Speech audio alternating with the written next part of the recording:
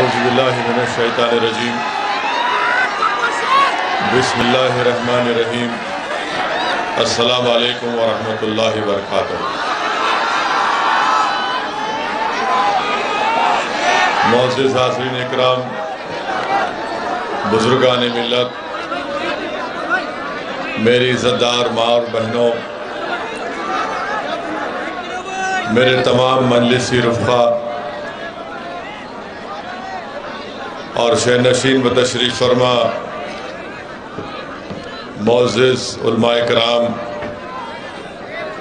جناب محمد علی صاحب، صدر لاتور مجلس اتحاد المسلمین،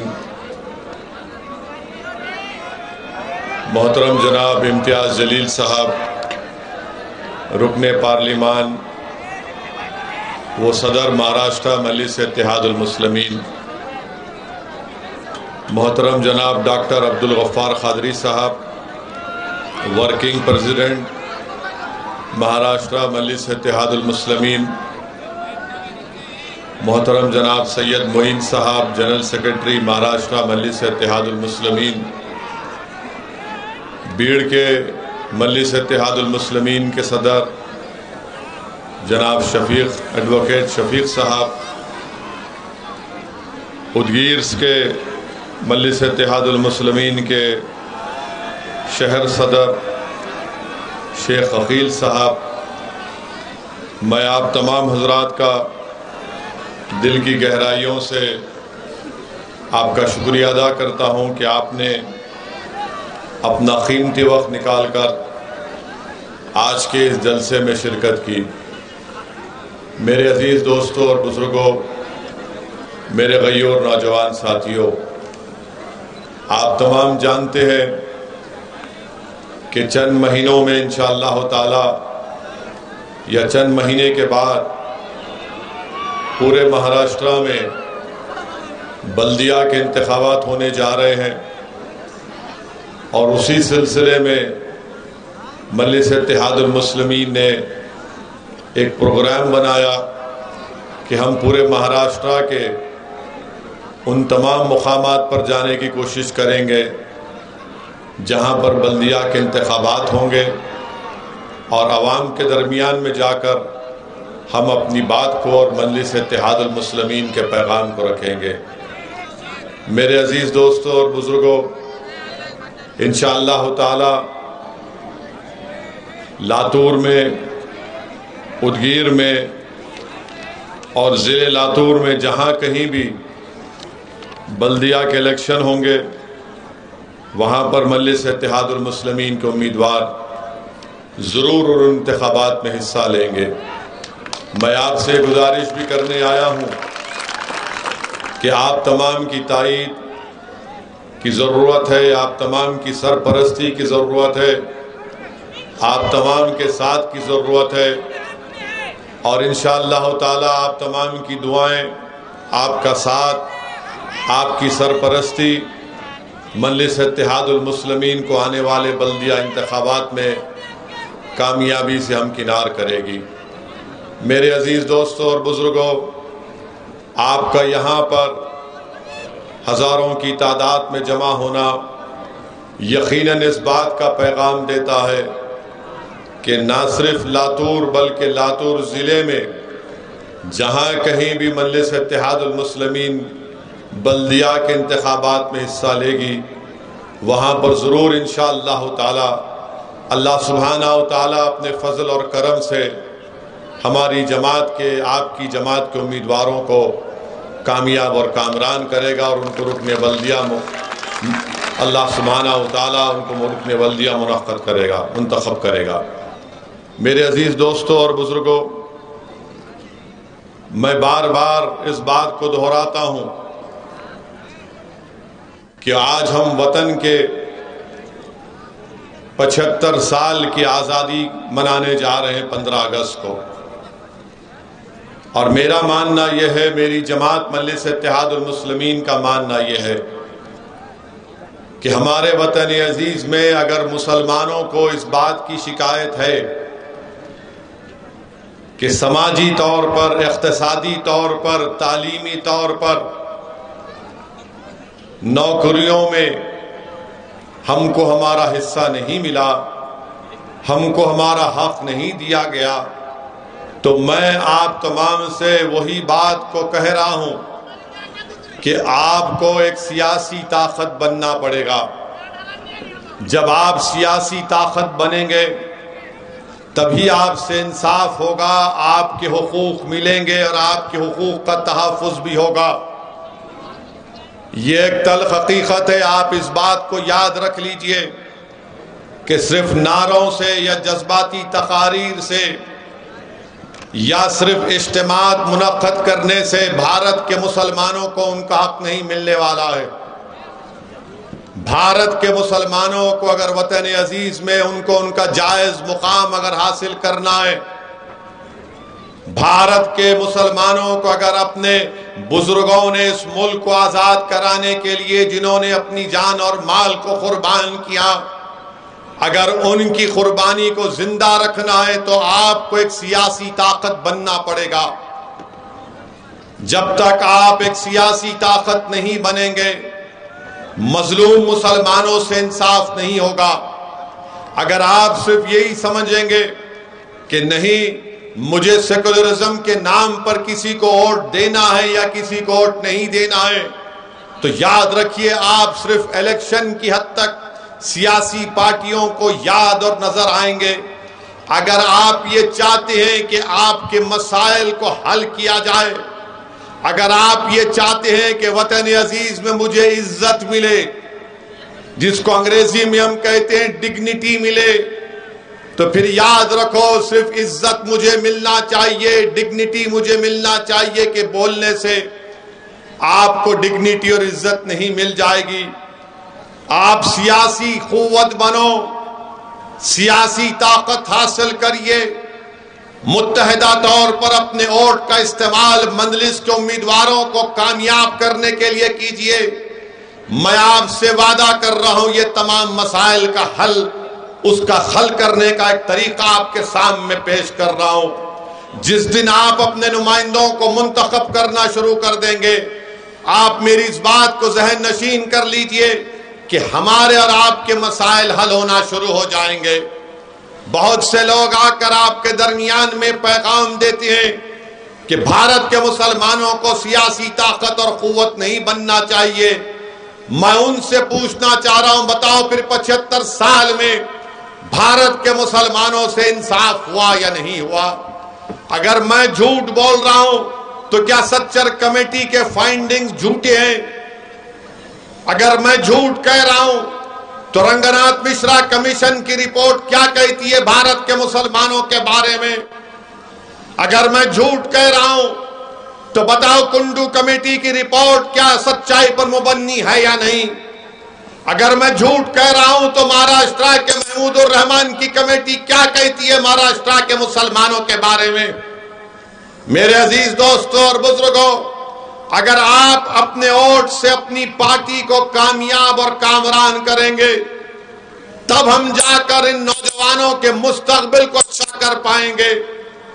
یہ لڑائی جو آج مجلس اتحاد المسلمین لڑ رہی ہے، یہ لڑائی جو امتیاز جلیل، ڈاکٹر غفار قادری، لاتور کے صدر محمد علی، سید معین، شفیق اور تمام لوگ لڑ رہے ہیں، ہم یہ لڑائی آنے والی نسل کے لیے لڑ رہے ہیں کہ جو مصائب اور مشکلات کا ہم نے اپنی جوانیوں میں سامنا کیا، یہ جو بچے آج کے ہیں کل وہ اپنی جوانی میں ان تکالیف کو نہ دیکھ سکے۔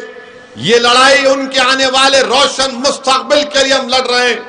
میرے عزیز دوستوں اور بزرگوں، میری آپ سے اپیل ہے کہ آپ اس جد و جہد میں ہمارا ساتھ دیجئے۔ آپ یقیناً یہاں پر آئے، میں آپ کو سلام کرتا ہوں۔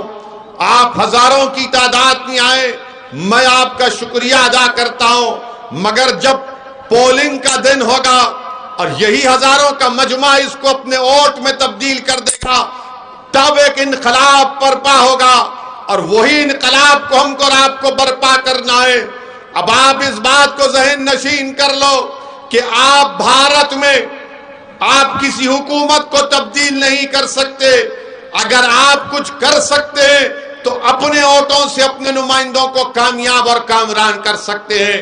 اگر آپ کے درمیان میں آ کر کوئی مسلمان کہے گا کہ نہیں اویسی کی بات کا بھروسہ مت کرو، ہم سرکار کو تبدیل کریں گے، تو ان سے پوچھو آپ کہ کیسے 2 مرتبہ بی جے پی پورے بھارت میں حکومت بناتی ہے؟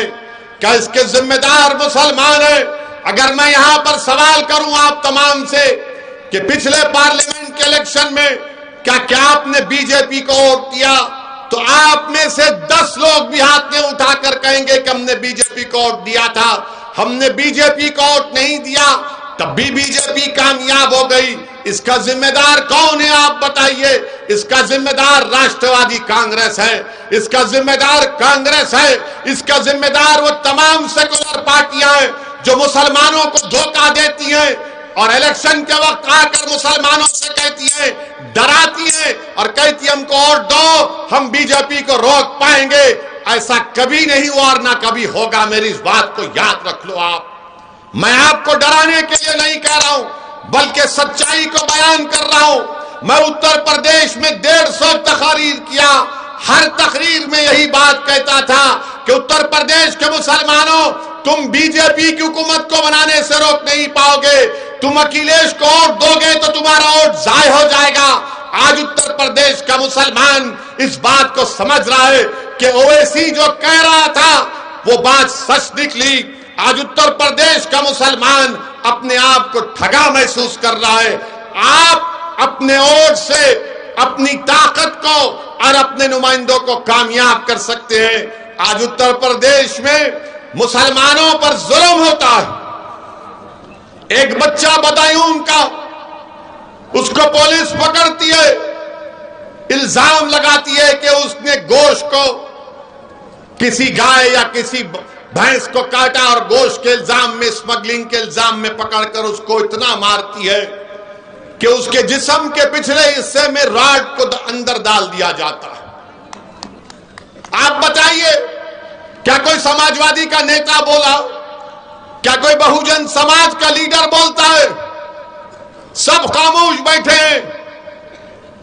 ہم بیان دیتے ہیں، میڈیا میں بولتے ہیں، مجلس کے ذمہ دار اس غریب کے گھر کو جاتے ہیں تو وہاں کے مجلس کے ذمہ داروں نے مجھے فون کر کہا کہ اسدالدین اویسی صاحب، جس بچے پر یہ ظلم اور بربریت کی گئی اس کا باپ اتنا غریب ہے کہ وہ خبر کھود کر اپنی زندگیوں کو گزارتا ہے، اپنے گھر کو چلاتا ہے۔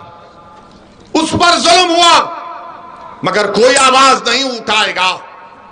میرے عزیز دوستوں اور بزرگوں، کانپور میں گڑبڑ ہوئی، میڈیا تو ماشاءاللہ ایک طرفہ دکھاتا ہے اپنے پپا موڈی کو ہی صرف۔ میڈیا کے 2 آنکھ ہیں مگر ایک آنکھ اتنی محبت میں ڈوب چکی ہے بی جے پی کے، اور دوسری آنکھ میں موڈی کا موتیا اتر چکا ہے، تو ان کو دکھتا ہی نہیں ہے مگر ہر ٹی وی چینل پر دکھایا جا رہا ہے یہ مسلمان پتھر پھینکا، مسلمان پتھر پھینکا۔ ارے جب پتھر پھینکتا ہے تو 2 طرف سے پتھر پھینکے جاتے ہیں، ایک طرف سے پتھر نہیں پھینکا جاتا، 2 طرف سے پتھر پھینکے جاتے ہیں۔ اور پولیس کا کام یہ ہے کہ جو پتھر پھینکتا اس کو اٹھاؤ آپ، مگر یہاں پر نہیں، یہی لوگ کیے، یہی کیے، یہی پتھر پھینکے، پیٹرول بم بنائے، واٹس ایپ گروپ بنائے۔ یاد رکھو یہ کہانی بہت پرانی ہو چکی ہے، اس کہانی کو بدلو۔ تم 40 سال سے صرف یہی کہانی، نہیں مسلمانی پھینکا، مسلمانی کیا، تو کیا سب کیا دوسرے دودھ کے دھلے ہوئے ہیں؟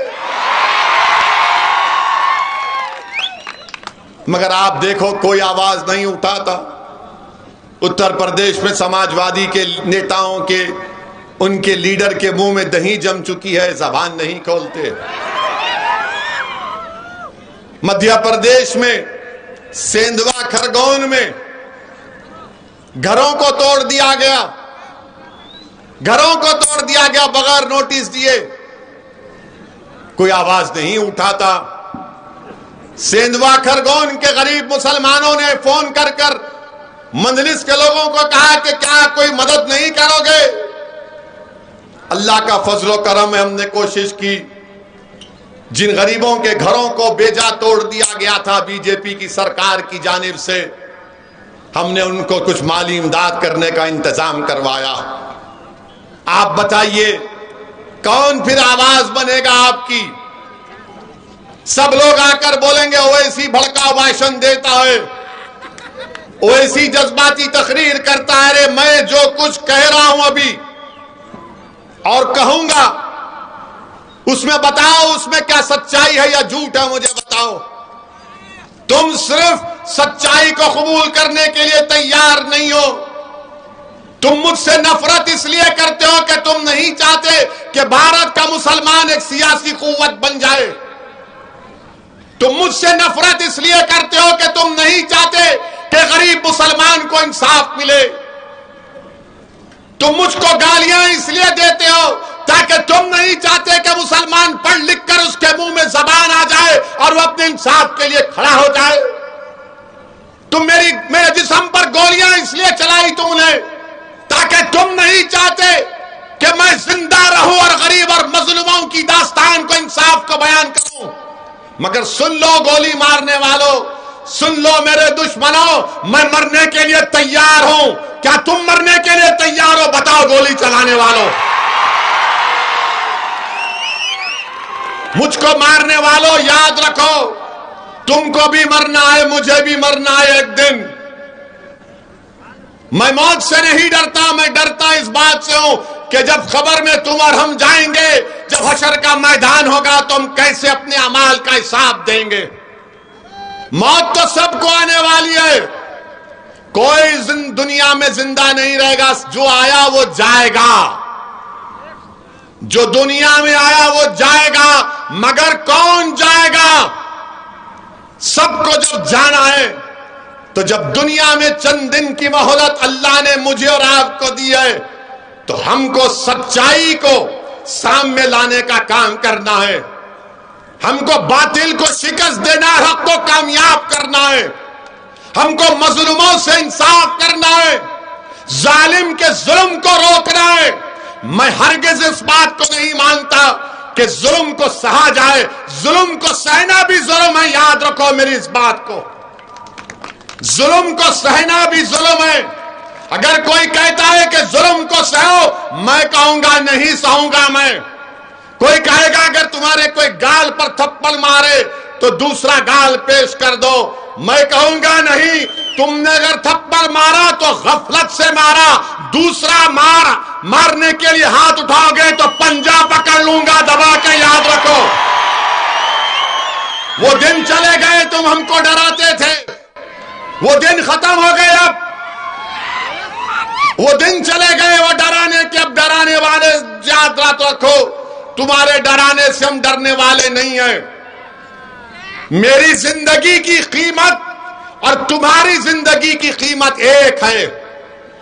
اگر میں مسلمان ہوں تو میری جان کی قیمت کی کمی نہیں ہے۔ میں بھارت کا اول درجے کا شہری تھا، ہوں اور رہوں گا انشاءاللہ تعالی۔ لوگ پوچھیں گے اویسی تم کیا کہہ رہے ہو؟ مثال دے رہا ہوں،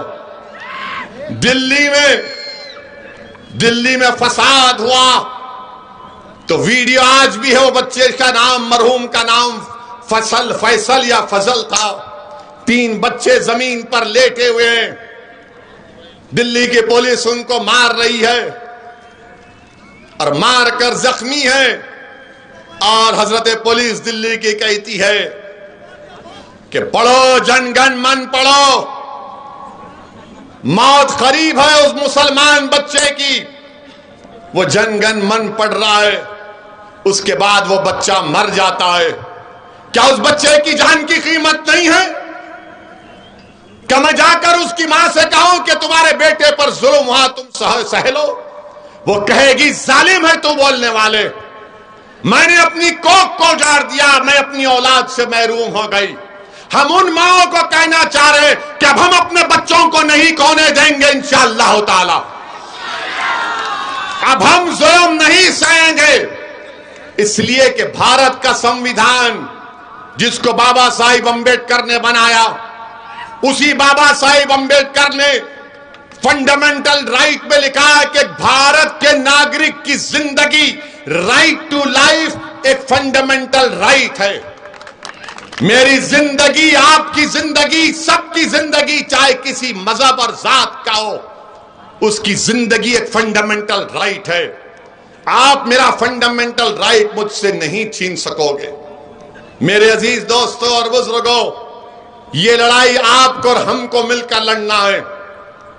یہ لڑائی مشکل ضرور ہے، مگر مجھے یقین ہے کہ اگر آپ کا ساتھ ملے گا، آپ کی دعائیں ساتھ رہیں گی، تو انشاءاللہ تعالی ہم نہ صرف لاتور میں، نہ صرف مہاراشٹرا میں، بلکہ پورے بھارت میں ہم ایک نئی تاریخ کو رقم کریں گے انشاءاللہ تعالی. میرے عزیز دوستوں اور بزرگوں، پارلیمنٹ میں امتیاز جلیل کی ہماری تقریر ہوتی ہے، ہم مظلوم عوام کے مسائل کو اٹھاتے ہیں، تو لوگ بولیں گے کیا پارلیمنٹ میں دوسرے پارٹی کے مسلمان ایم پی نہیں ہیں؟ ہے ضرور، مگر جب امتیاز جلیل اور اسد الدین اویسی کی تقریر کی باری آتی ہے تو دوسری پارٹی کے مسلمان آ کر بیٹھ کر بولتے ہیں کب بولو گے، کیا ٹائم پہ شروع ہوگا؟ اور سب ہم جب بولتے ہیں کہ آپ بولو تو بولے ہماری پارٹی بولنے نہیں دیتی ہم کو، اویسی صاحب ہماری پارٹی ہم کو بولنے نہیں دیتی، اسی لیے ہم بیٹھ کر آپ کی تقریر کو سنتے ہیں. میرے عزیز دوستوں اور بزرگوں، میں یہاں پر آیا ہوں تو لاتور میں آپ کو لیڈر بنانے کے لیے آیا ہوں. میں بھارت کے جس کونے میں جاتا ہوں وہاں پر کہتا ہوں کہ آپ کو نیتا بننا ہے، آپ کو قائد بننا ہے، آپ کو قیادت کرنا ہے. اور قیادت کسی گھر کا یا خاندان کا حصہ نہیں رہے گا.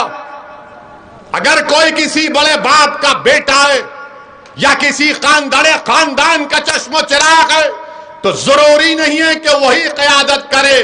قیادت وہ کرے گا جس کے دل میں سب سے پہلے اللہ کا خوف ہوگا اور شیطان کا دشمن ہوگا. قیادت وہ کرے گا جو اللہ سے ڈرے گا اور باطل سے مقابلہ کرے گا. قیادت وہ کرے گا جو اللہ اس کے رسول سے محبت کرے گا اور رسول اللہ صلی اللہ علیہ وسلم کے دشمنوں سے نفرت کرے گا. قیادت وہ کرے گا جو اللہ کو راضی کرے گا اور شیطان سے نفرت کرے گا. وہ قائد نہیں ہو سکتا جو اللہ کو بھی اور شیطان کو بھی راضی کرنا چاہتا ہے. میرے عزیز دوستوں اور بزرگوں، اسی لیے ہم آپ سے اپیل کر رہے ہیں، کیا آپ مہاراشٹر کے لیڈر بننے تیار ہیں؟ کیا تم قائد بننے تیار ہو؟ جو کوئی لیڈر بننا چاہتا ہے ہاتھ اٹھاؤ پورا. بس یہی میری زندگی کا سرمایہ ہوگا. میں جب اس دنیا سے جاؤں گا تو میں چاہوں گا کہ ایک اسد الدین اویسی نہیں بلکہ مجھ سے زیادہ قابل ہزاروں لوگ کھڑے ہو جائیں جو غریب اور مظلوموں کے انصاف کے لیے لڑے، جو صرف مسلمانوں کی بات نہ کرے، جو صرف دلتوں کی بات نہ کرے، جو صرف آدیواسیوں کی بات نہ کرے، بلکہ ہر اس انسان کی بات کرے جس پر ظلم ہو رہا ہے، جس کو دبایا جا رہا ہے، جس کو پیسا جا رہا ہے. آپ اسی وقت کریں گے جب آپ قائد بنیں گے. اب کوئی بولے گا کہ نہیں کانگریس میں بھی تو ہمارے ہیں نا، راشٹروادی میں بھی تو ہمارے ہیں نا، شیو سینا میں بھی ہے نا. ہے نا سے رہنا بڑا فرق پڑتا ہے. پڑے ہوئے ہیں، ہے وہاں پر پڑے ہوئے ہیں، مگر جب تم مجلس میں آ کر لیڈر بنو گے، نیتا بنو گے، تو تمہاری آواز کو تمہارا دشمن بھی سنے گا، تمہاری آواز کو ہر کوئی سنے گا. تم کو اللہ رب کریم دین و دنیا کی عزتوں سے نوازے گا. تم اپنی آواز کو آزادگی کے ساتھ اٹھا پاؤ گے. میرے عزیز دوستوں اور بزرگوں، یہی ہمارا مقصد ہے کہ آپ کو لیڈر بنانا، آپ کو نیتا بنانا، آپ کو ان لوگوں کے سامنے لا کر کھڑا کر دینا، تبھی جا کر ہم اپنے مسائل کو حل کر سکتے ہیں۔ لوگ بہت سی باتیں کریں گے اور کرنے کا ان کو حق بھی اور اختیار بھی حاصل ہے، جمہوریت ہے، مگر کیا آپ بتائیے، مجلس پر الزام لگاتے تھے اور لگاتے ہیں کہ مجلس فرقہ پرست ہے، مجلس فرقہ پرست ہے۔ ارے بتاؤ، اگر مجلس فرقہ پرست ہوتی تو اورنگ آباد میں 21 سال کے شیو سینا کے ایم پی کو اورنگ آباد کی عوام نے اور اللہ کے فضل و کرم سے 21 سال کے شیو سینا کے ایم پی کو کیا کانگریس نے ہرایا؟ کیا راشٹر وادی نے ہرایا؟ اور اس ہرانے والے کا نام کیا تھا؟ اس ہرانے والے کا نام سید امتیاز جلیل تھا۔ یہی کام ہم کر سکتے ہیں اگر آپ کے حوصلے بلند ہو، اگر آپ خواب دیکھنا جانتے ہیں تو خواب دیکھو لاتور کی جنتا، تم خواب دیکھو اور انشاءاللہ ہم اس خوابوں کو پورا کریں گے مل کر۔ مگر اگر آپ خواب نہیں دیکھیں گے، اگر آپ یہی سمجھیں گے ارے نہیں بھائی کچھ نہیں ہونے والا ہے، یہاں کیا ہوتا، یہ سب ایک ملے ہوئے ہیں، نہیں میرے عزیز دوستوں اور بزرگوں، سب ملے ہوئے ہو سکتے ہیں، اسد الدین اویسی ان لوگوں سے کبھی نہیں ملا، نہ کبھی ملے گا انشاءاللہ تعالی۔ میرا کوئی مفاد نہیں ہے، میرا ایک ہی مقصد ہے، میرا ایک ہی مقصد ہے کہ آپ کو لیڈر بنایا جائے۔ اللہ نے مجھے بہت کچھ دیا، مجھے ایک ہی چیز چاہیے کہ میری آنکھ جب بند ہو جائے اللہ کے حکم سے تو میں ایک ہی چیز چاہتا ہوں کہ مسلمان ایک بھارت میں سیاسی قوت بن جائے، مسلمان ایک سیاسی طاقت بن جائے۔ تب آپ دیکھیں گے، شاید میں زندہ رہوں یا نہ رہوں، مگر میرے الفاظ کو یاد رکھنا کہ ایک دیوانہ ہمارے درمیان میں آ کر پکارتا تھا کہ بھارت کے مسلمانوں کو ایک سیاسی طاقت بننا ہے، بھارت کے مسلمانوں کو نیتا بننا ہے، بھارت کے مسلمانوں کو لیڈر اور قائد بننا ہے، بھارت کے مسلمانوں کا مسئلہ سیاسی قوت سے حل ہوگا۔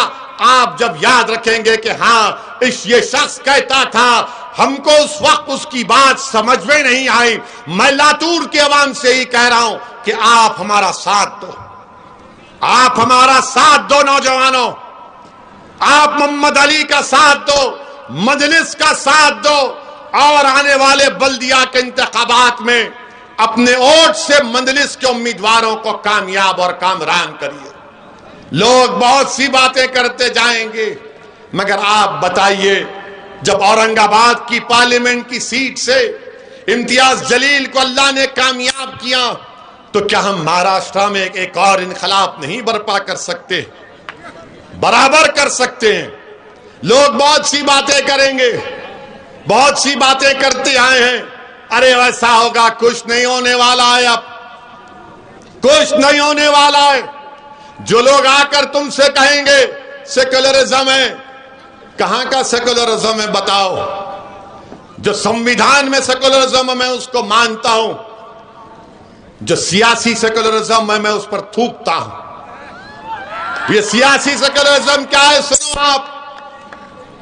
مدھیہ پردیش میں ایک ہمارے جین طبقے کے، جین برادری کے ایک ضعیف آدمی کو ایک بی جے پی کے کارپوریٹر کے ہسبینڈ نے، شوہر نے خوب پیٹا، تھپڑ مارا، ویڈیو نکالا، اور کیا کہہ رہا تھا؟ بول کیا تو مسلمان ہے؟ 4 تھپڑ مارتا، بول کیا تو مسلمان ہے؟ وہ بیچارہ ضعیف بوڑھا بول رہے نہیں تو مسلمان ہے، اتنا مارا کہ وہ مر گیا۔ اب آپ بولو سیکولرزم ہے یہ سیکولرزم ہے؟ مدھیہ پردیش میں وسیم شیخ ہاتھ کٹے ہوئے ہیں، بی جے پی کی سرکار نے کہا کہ پتھر پھینکتا ہے، دکان کو توڑ دیے، یہ سیکولرزم ہے؟ آپ بتائیے کون سا سیکولرزم ہے یہ؟ میرے دلیلوں کا جواب دو۔ جو مجھ پر انگلیاں اٹھاتے ہیں، جو مسلمانوں کی سیاسی قوت بننے کی راہوں پر کانٹے ڈالتے ہیں، بتاؤ پھر یہ کیسے ہو رہا ہے؟ کون کر رہا ہے یہ؟ میرے عزیز دوستوں اور بزرگوں، آپ کو فیصلہ لینا ہے. آپ ایک اچھا فیصلہ لے لیجئے، حالات تبدیل ہو جائیں گے. اور پھر دوسری جانب ہم دیکھتے ہیں، جیسا کہ ابھی امتیاز جلیل نے کہا کہ ملک میں مسلمانوں سے نفرت اتنی بڑھ چکی ہے، اور 2014 سے بی جے پی نے، نریندر مودی کی قیادت میں بی جے پی نے بھارت کے مسلمانوں کے تعلق سے ایک اعلان جنگ کر دیا اور نفرت پیدا کی ہے. کبھی اخلاق کو، کبھی پیلو کو، کبھی رگبر کو، کبھی حافظ جنید کو، کبھی گوشت کے نام پر، اب حجاب کے نام پر تکلیف دی جا رہی. ہماری بچی حجاب پہنتی، ان کے سینے میں تکلیف محسوس ہوتی ہے. حلال گوشت ہم اور سب لوگ کھاتے ہیں، کہتے حلال گوشت کیوں ہونا چاہیے؟ منڈیوں پر گوشت تل کر غریب زندگی گزارتا ہے، چاہے ہندو اور مسلمان ہو، آپ کو تکلیف پہنچتی ہے. اب حد یہ ہو گئی کہ ٹی وی پر آ کر اللہ کے رسول صلی اللہ علیہ وسلم کے شان میں گستاخی کرتے ہیں. کون کرتا ہے؟ بی جے پی کے نیشنل سپوکس پرسن کرتے ہیں. جب انہوں نے اناب شناب بکا، اللہ کے رسول صلی اللہ علیہ وسلم کی شان میں بکواس کی، مجلس اتحاد المسلمین نے حیدرآباد میں کمپلین کی. مہاراشٹرا میں سید معین سے کہا کرو کمپلین ہوئی، ایف آئی آر ہوا. بھیونڈی میں جلسہ ہوا، میں نے اس کو اس بارے میں کہا. پریس کانفرنس میں میں نے کہا، میڈیا کے درمیان میں کھڑے ہو کر کہا. کیا کانگریس نے کہا اس بارے میں؟ سوچو آپ. کیا راشٹروادی کانگریس نے کہا کچھ؟ نہیں کہا. اس لیے نہیں کہا کیونکہ ڈر ہے اگر مسلمانوں کے بارے میں بولیں گے تو ان کو ہندو بھائی اور بہنوں کا ووٹ نہیں ملے گا. یہ ایک سیکولرزم ہے. اور ہر مسلمان سے پوچھو جا کر آپ کہ دین اسلام میں سب سے محبوب ترین چیز کون سی ہے تمہارے لیے؟ مسلمان سے پوچھو، چاہے بوڑھا ہو، ضعیف ہو، بچہ ہو، اس کو پوچھیں گے بتاؤ دین اسلام میں تمہارے لیے سب سے محبوب ترین چیز کیا ہے؟ وہ کہے گا اللہ کے رسول صلی اللہ علیہ وسلم کی ذات گرامی. وہ کہے گا کہ رحمت اللہ عالمین صلی اللہ علیہ وسلم، جس کے نام کا صدقہ ہم کھاتے ہیں، جن کی شفاعت سے تم اور ہم جنت میں جائیں گے، جن کی شفاعت سے تم اور ہم جنت میں جائیں گے. جب اللہ حساب کتاب کرے گا، ہم پیاسے ہوں گے تو ہم کو آب کوثر سے جام پلائیں گے. جب ہمارا حساب کتاب ہوگا، گرمی ہوگی، سب لوگ بھاگ رہے ہوں گے اور سب لوگوں کے نبی کہیں گے کہ نفسی نفسی. اس وقت اگر کوئی کہے گا امتی امتی تو رسول اللہ صلی اللہ علیہ وسلم ہے. آج اس آقا کے شان میں نناب شناب بکا گیا، کوئی کچھ نہیں بولے گا. ارے بول دیتے کچھ تو بول دیتے مگر نہیں بولے. اور یہ جو مسلمان جو مجھ پر تنقید کرتے ہیں وہ بولیں گے نہیں ماحول گرم ہے اور گرم ہو جائے گا. میرے بھائی، سوال گرم نرم ٹھنڈا کا نہیں ہے. سوال یہ ہے کہ جب آقا کے اوپر بات آ جاتی ہے، جب رحمت اللہ عالمین کے صلی اللہ علیہ وسلم کی شان میں اناب شناب بکا جاتا ہے تو غیرت مسلمانی کہاں مر جائے گی؟ پھر غیرت اگر ہے تو پکارے گا. اگر کسی کے ماں کو گالی دے دے، بولے گا تو نے میری ماں کو کہا. اور جب وہ ماں کو جا کر کہے گا تو ماں کہے گی میں قربان، تو قربان، میرے ماں باپ قربان رسول رحمت صلی اللہ علیہ وسلم تک. میری عزت ہے تو ان کے نام سے ہے. میں دنیا میں زندہ ہوں تو ان کے صدقے کی وجہ سے ہوں. اور آج یہ لوگ رسول رحمت صلی اللہ علیہ وسلم کی شان میں اناپ شناپ بکتے ہیں. مسلمانوں یاد رکھو میری اس بات کو. اللہ قرآن میں فرماتا ہے، علماء بیٹھے ہیں، اللہ قرآن میں فرما رہا ہے کہ ایمان والو اپنی آواز کو رسول اللہ صلی اللہ علیہ وسلم کی آواز کے آگے بلند مت کرو، ورنہ تمہارے اعمال حبط کر لیے جائیں گے، تمہارے اعمال ختم کر دیے جائیں گے. اللہ قرآن میں آیات کو نازل کیا کہ اپنی آوازوں کو رسول رحمت صلی اللہ علیہ وسلم کی آواز کے آگے بلند مت کرو. جب یہ قرآن کی آیات نازل ہوئی تو حضرت قیس ایک صحابی تھے جو آواز اونچی تھی، اونچا بولتے تھے، وہ 3 دن تک نظر نہیں آئے. اللہ کے رسول کملی والے نے پوچھا کہاں ہے قیس؟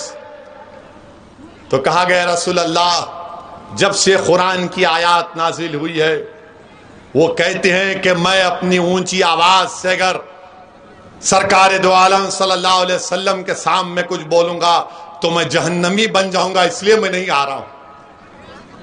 اللہ کے رسول صلی اللہ علیہ وسلم فرماتے ہیں یہ قیس کے لیے نہیں ہے، میرے صحابی کے لیے، بلاؤ ان کو اور ان کو خوشخبری دو، وہ جنت میں جائیں گے.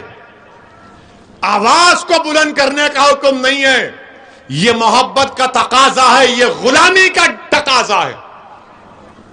امام مالک ہے، مدینہ کی مسجد نبوی ہے اور حدیث بیان کر رہے امام مالک، چہرے کا رنگ بدلا جا رہا ہے. لوگ دیکھ رہے ہیں کہ امام مالک کا رنگ بدل گیا. لوگوں نے، شاگردوں نے پوچھا امام پسینہ جا رہا ہے، رنگ بدل گیا، اٹھو کیا ہوا؟ امام مالک بعد میں بولتے ہیں کہ مجھے کسی بچھو نے ڈس رہا تھا. تو ان کے شاگردوں نے پوچھا امام کیوں نہیں اٹھ گئے؟ بولے حدیث بیان کر رہا تھا، آقا کی حدیث بیان کر رہا تھا، ادب کا تقاضا تھا کہ حدیث بیان کروں، اٹھو نا. یہ رسول اللہ صلی اللہ علیہ وسلم سے محبت اور ادب ہے. میرے عزیز دوستوں اور بزرگوں، یہ بیان اس لیے کر رہا ہوں کہ نوجوانوں کو معلوم ہو جائے. سیاسی تقریر تو اویسی بہت کرے گا اور کرتا رہے گا انشاءاللہ. ہماری امت کی ماں کے بارے میں اناپ شناپ بکا گیا. کیا تم کو معلوم حضرت عائشہ رسول اللہ صلی اللہ علیہ وسلم کی 2000 حدیثوں کو روایت کیا، 2000. کیا تم کو معلوم حضرت عائشہ کی کا نکاح آقا سے اللہ کے حکم پر ہوا؟ ارے دنیا والوں سنو، ہماری امت کی ماں کا پیغام اللہ کے رسول کے پاس حضرت جبرائیل لے کر گئے تھے. میرے عزیز دوستوں اور بزرگوں، ہماری امت کی ماں 2000 حدیث کی روایت کی. ہماری امت کی ماں میڈیسن جانتی تھی، دوائیں بنانا جانتی تھی، عالمہ تھی، قرآن کی تفسیر بیان کرتی تھی، مفسر تھی. آج ان کی شان میں اناپ شناپ بکا جاتا ہے، ان کی شان میں. تو نوجوانوں، اللہ کے رسول صلی اللہ علیہ وسلم کی حدیث بھی ہے، اگر کوئی اپنی بیوی سے شادی کرا ہوا ہے یا شادی ہو چکی ہے تو رسول اللہ صلی اللہ علیہ وسلم کی حدیث کو یاد رکھو کہ رسول اللہ صلی اللہ علیہ وسلم نے بتایا کہ بی بی عائشہ سے کتنا محبت کرتے تھے. بی بی عائشہ پانی پی رہی ہیں، اللہ کے رسول صلی اللہ علیہ وسلم اس پانی کے پیالے کو لے کر پوچھتے ہیں کہ عائشہ تم نے کس جگہ سے پانی کا پیالہ پیا؟ پھر رسول اللہ اس جگہ سے پانی پیتے تھے. پھر اپنی امت کی ماں سے، ہماری امت کی ماں سے رسول اللہ صلی اللہ علیہ وسلم پوچھتے کہ عائشہ تم نے کہاں پر انگلیوں کے نشان چھوڑے، میں وہاں سے کھانا کھاؤں گا. وہاں سے رسول اللہ صلی اللہ علیہ وسلم اپنی انگلی مبارک کو رکھ کر کھانا کھاتے. ہمارے امت کی ماں کے بارے میں اناپ شناپ بکا جاتا ہے. رسول اللہ صلی اللہ علیہ وسلم اس دنیا سے پردہ فرماتے وقت اپنا سر مبارک ہماری امت کی ماں کے سینے مبارک پر رکھے ہوئے تھے. میرے عزیز دوستوں اور بزرگوں، ہماری امت کی ماں بی بی عائشہ، اللہ کے رسول صلی اللہ علیہ وسلم نے فرمایا کہ میں جانتا ہوں عائشہ کہ تم جب مجھ سے ناراض ہوتی ہو اور جب تم مجھ سے خوش ہوتی ہو۔ بی بی عائشہ نے پوچھا کیسے جانتے ہیں آپ؟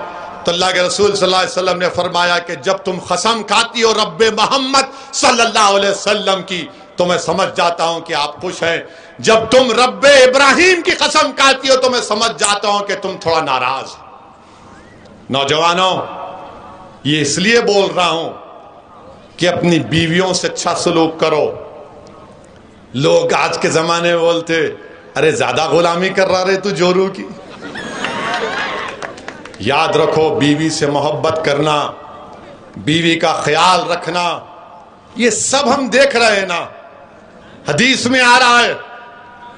کیا تم جانتے اللہ کے رسول صلی اللہ علیہ وسلم کی اور بی بی عائشہ کی ریس ہوئی، ریس ہو رہی ہے، اور یہ پاگل اناپ شناپ بکتے ہیں۔ اور اگر تم بی بی عائشہ کی زندگی کو پڑھ لو گے تو تم کلمہ پڑھ لو گے اور بولو گے اشہد ان لا الہ الا اللہ و اشہد ان محمد رسول اللہ، مگر نہیں، تم صرف اناپ شناپ بکو گے، تم صرف اناپ شناپ بکو گے۔ رسول اللہ صلی اللہ علیہ وسلم بی بی عائشہ سے گفتگو کر رہے ہیں، بی بی عائشہ کچھ فرما دیتی ہیں آقا کو، پیچھے صدیق اکبر کھڑے رہتے اور بولتے کیسا تم نے کہا رسول اللہ صلی اللہ علیہ وسلم کو؟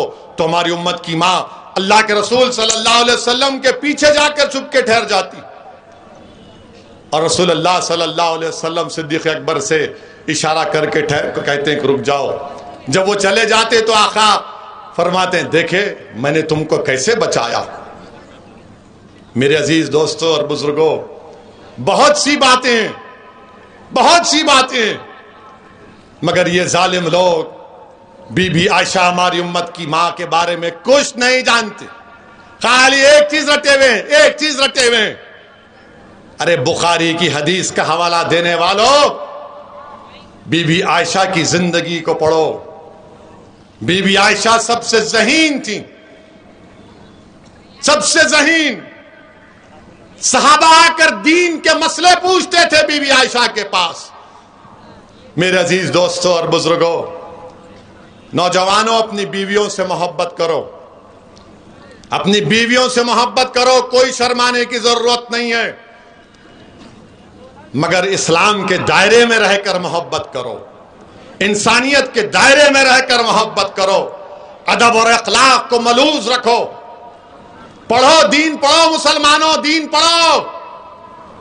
کوئی اگر بولے گا رے بولا ایسا اس نے، تو آپ جب دین پڑھیں گے آپ کو معلوم ہوگا۔ میرے عزیز دوستوں اور بزرگوں، یہ جو بی جے پی کے لیڈر نے بکواس بکی T V channel Times Now پر، ہم نے آواز اٹھائی، مگر 10 دن کے بعد 56 انچ کا سینہ رکھنے والے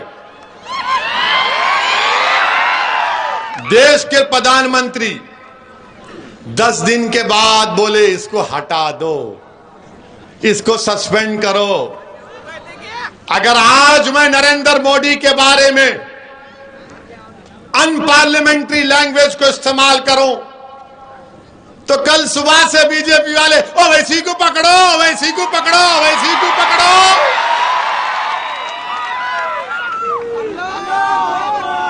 آپ بتائیے 10 دن کے بعد مودی کو خیال آیا، ہم پکار رہے ہیں، بول رہے ہیں، مگر ٹس سے مس نہیں ہوتے متروں،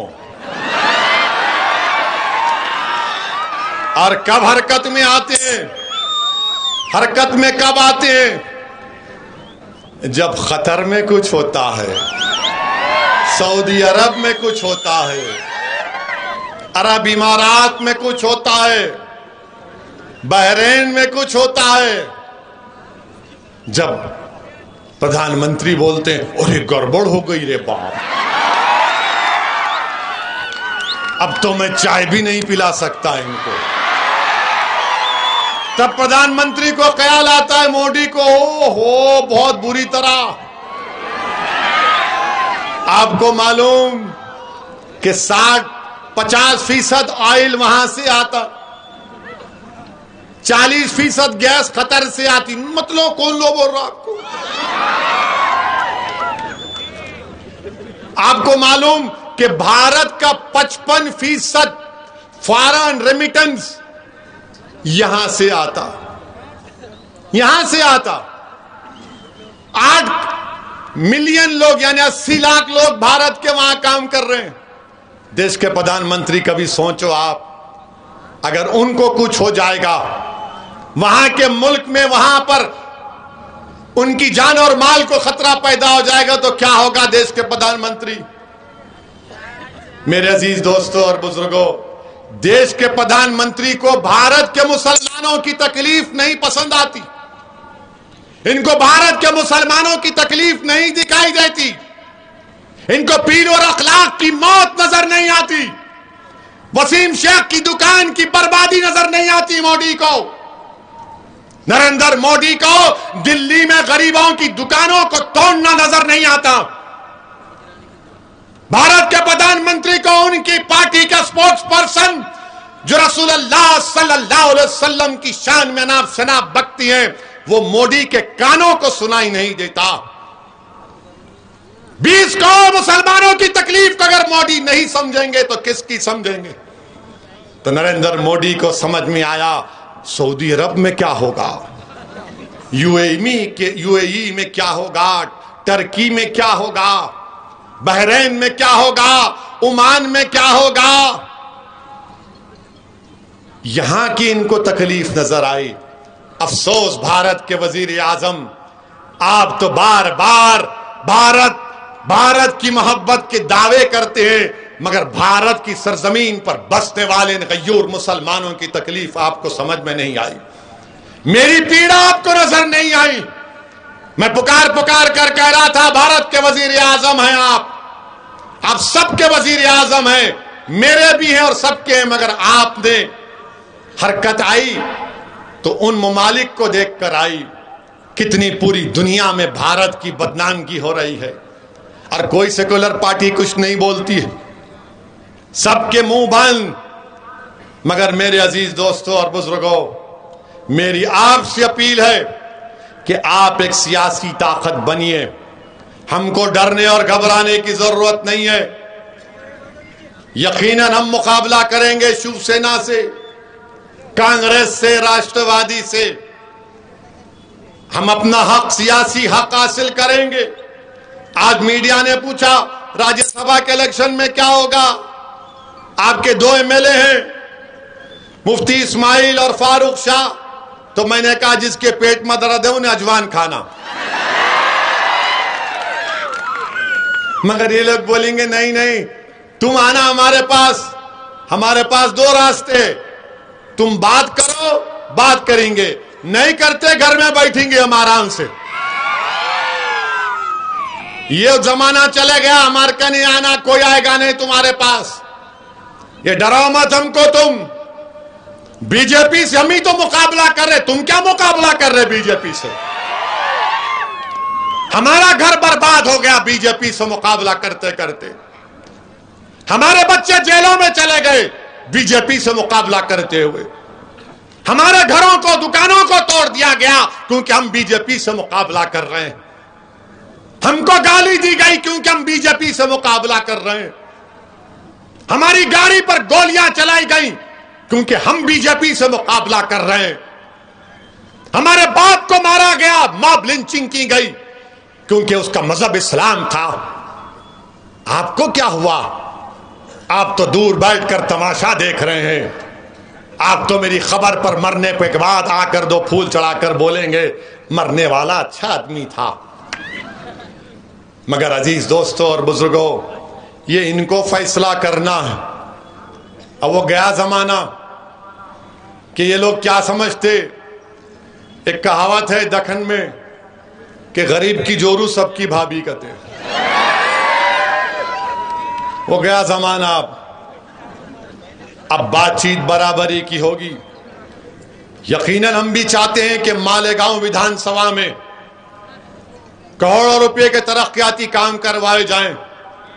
ये मालेगांव की आवाम का हक बनता है। महाराष्ट्र के मुसलमानों को रिजर्वेशन मिलना है। جب مراٹھوں کی بات ہوگی تو مسلمانوں کی بات ہونی چاہیے. میں مراٹھوں سے کم نہیں، میں برابر ہوں مراٹھوں کے، یاد رکھو. اگر ان کو ملے گا تو مجھے ہی ملنا چاہیے. یہ نہیں ہو سکتا کہ تم گلاب جامن کھاؤ اور میں حسرت بھری نگاہوں سے دیکھوں کہ کب آئے گا کب آئے گا. یاد رکھو، اور گلاب جامن اس کو ملے گا اور مجھے نہیں ملے گا تو پوری مٹھائی کی دکان اٹھا کر لے کر چلا جاؤں گا میں. میرے عزیز دوستوں اور بزرگوں، اور دوسری بات، ہم RSS کے موہن بھگوت، شری موہن بھگوت سے کہنا چاہ رہے ہیں، یہ بار بار آپ مت بولو اپنے بھاشن میں بھارت کا مسلمانوں کے پوروج ہندو تھے. آپ کو کیسے معلوم؟ آپ DNA کرائے تھے کیا؟ بھارت کیسے بنا معلوم آپ کو؟ انڈو پاک بر صغیر کتنا ٹائم ہے؟ 3 منٹ.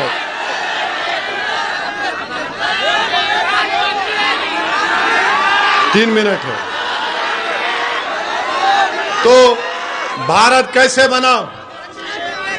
بھارت انڈیا جو موجودہ بر صغیر جس کو کہتے ہیں، 65,000 سال پہلے افریقہ سے لوگ آئے تھے.